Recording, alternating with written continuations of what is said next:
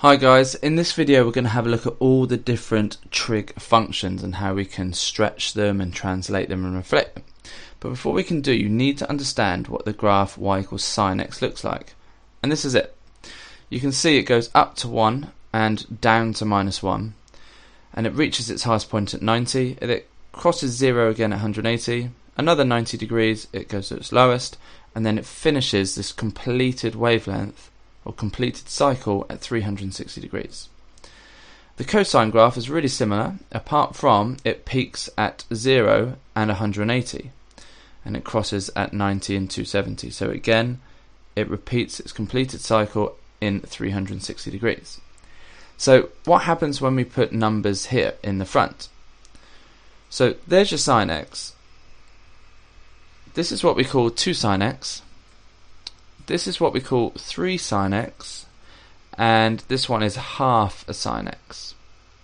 You should be able to see something happening. Let's look at the cosine ones. So there is cos x.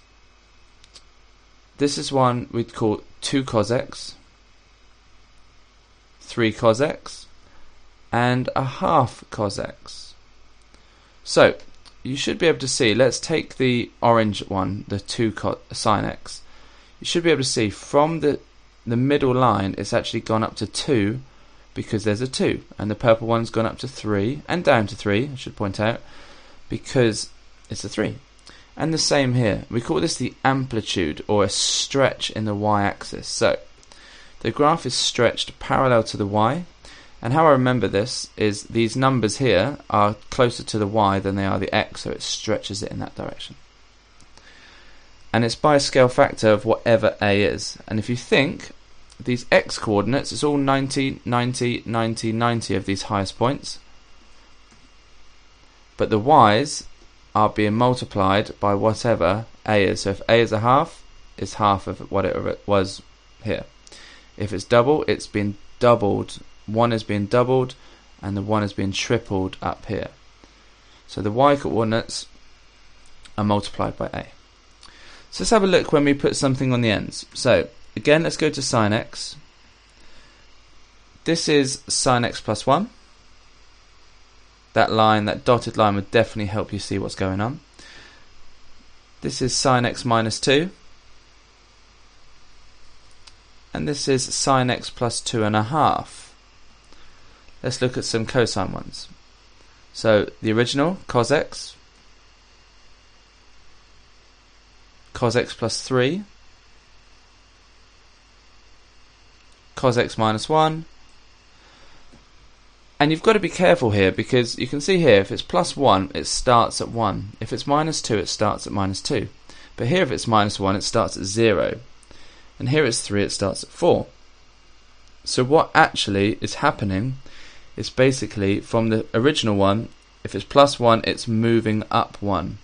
You can see this center line here is my original, that line is moved up 1. So from there it's going up 1 and then down 1 at its lowest point. And the same here, the center point is what actually is moving up and down, not the starting point. So it's what we call a translation, up and down, and we show up and down by 0 in the horizontal, but whatever a is in the vertical. So let's combine those two. So to do this, we start with sine x and we'll break it down into bits. If we deal with the 3 first, this is a stretch in the y-axis. So it's going to go up to 3 and down to minus 3. And this part means we're going to move that whole graph down 1. That center line is now there, so we have to shift it down. Let's start with the cos x. Now we're going to deal with the 2, so it's 2 cos x, so it's the amplitude, the stretch is going to go up to 2, and this means we're going to move that whole middle line up 2 places to there, and there we go. Now let's take a look at what happens if we put a negative in front. So this is sine x, this is minus sine x, this is 2 sine x, and this one is minus 2 sine x.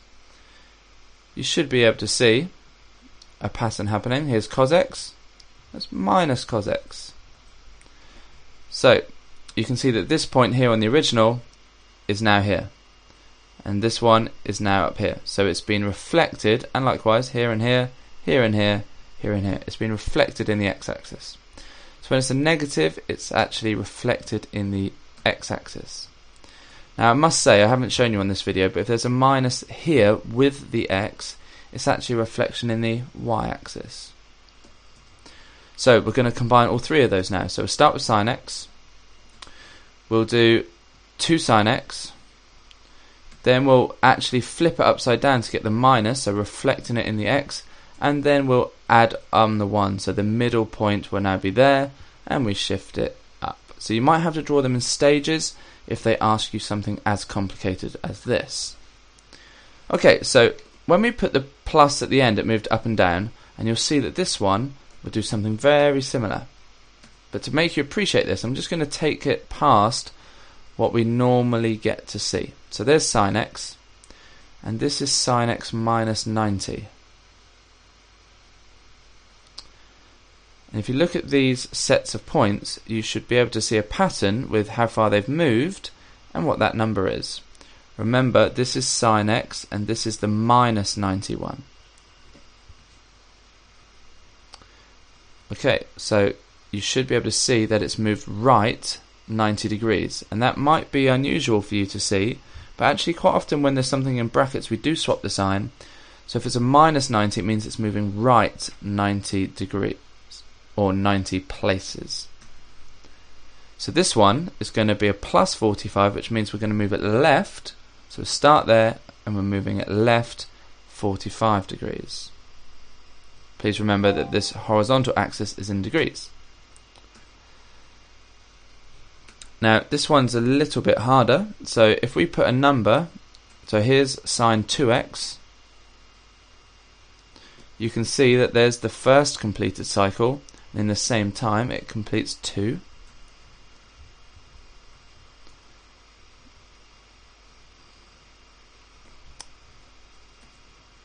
So that's my sine x. Yes, I have 2, but it's up to 360, so then there's another one in 720. And sine half x means in this time here, the full cycle of the normal one, it actually completes half a cycle, and therefore takes twice as long to complete one. If you look at those points, it shows you. So this number here, it tells you how many complete cycles or wavelengths it's going to do in that full 360. So it's half a cycle. If it was 2, it's 2 cycles in the 360. And I'll show you in a little bit more clarity here. So sine x, sine 2x, 2 complete cycles. Sine half x, half a complete cycle. So we'll combine these. So cos x, let's start with that one. Deal with the first one. So it's 2 cos x, that's a shift in the amplitude, sorry, a stretch in the amplitude. Oh, I actually started with that one, which is slightly annoying. So I started with this, which means it's 2 complete cycles in the 360, and now I'm going to do that. It doesn't matter which order you do it, I just thought I was doing it the other order. And there you have it. So that is every transformation on trig graphs. It is difficult, it is A star, but you will get there with a bit of perseverance. So go and try some questions.